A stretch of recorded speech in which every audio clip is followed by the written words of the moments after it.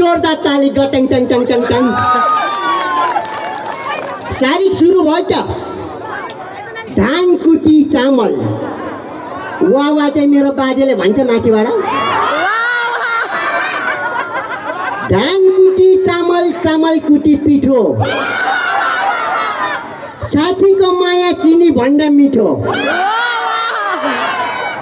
चिनी कतिको मिठो हुन्छ भन्ने कुरै थाहै नपाइलेखेको हुन्छ। साथीको लागि यो हो अनि अर्को मेरो गर्लफ्रेन्डको लागि पनि एउटा शायरी सुनाइदिन्छु ल। वा चाहिँ भन्नुपर्छ है फेरि। तिमी रुख भए म हाँगा।